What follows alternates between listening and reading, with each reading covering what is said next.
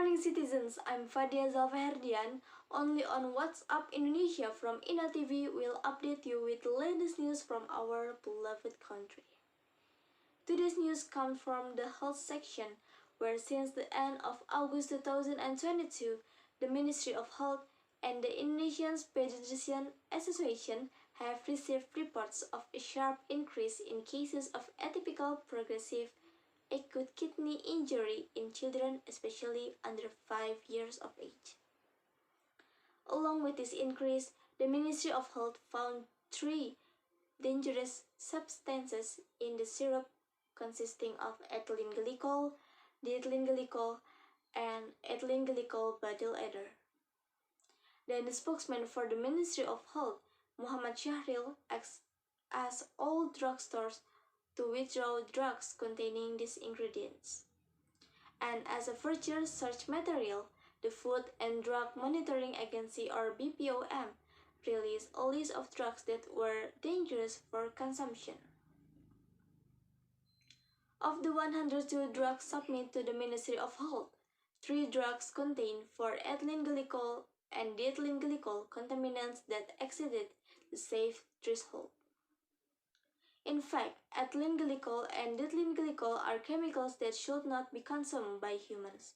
Meanwhile, 7 of the products are safe and are still examining 69 other drugs. Then the latest news from the Food and Drug Monitoring Agency or BPOM said on Wednesday, 9th of November 2022, it had suspended the licenses of 2 more local drug companies producing syrup-type medications, as authorities investigate the deaths of nearly 200 children due to acute kidney injury. Indonesia temporarily banned sales of some syrup-based medications in October after it identified the presence in some products of ethylene glycol and diethylene glycol as possible factors for causing the illness. The 2 ingredients are used in antifreeze and brake fluids and other industrial applications, but also as a cheaper alternative in some pharmaceutical products to glycerin, a solvent or thickening agent in many cough syrups. They can be toxic and lead to acute kidney injury.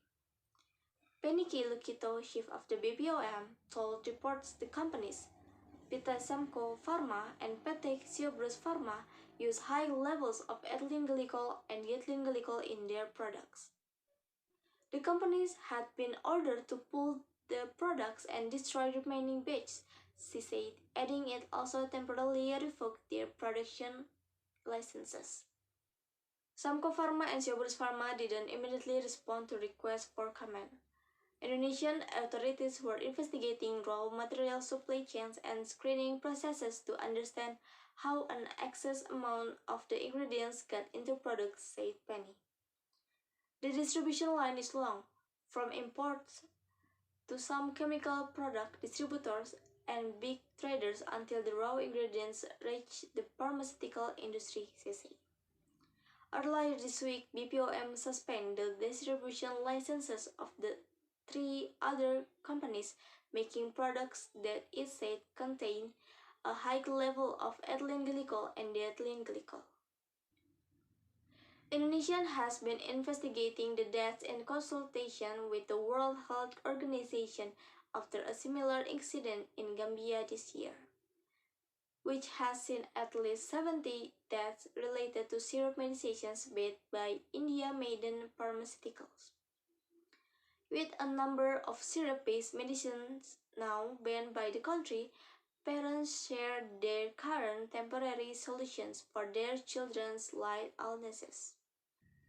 Living in a country rich in flora, fauna, and tradition, Indonesians have access to an abundant availability of various species of plants, and some believe have medicinal functions. Across Indonesia's myriad cultures, from Chinese to Japanese Indonesians, recipes have been handed down to keep families healthy, including through siapo and jamu.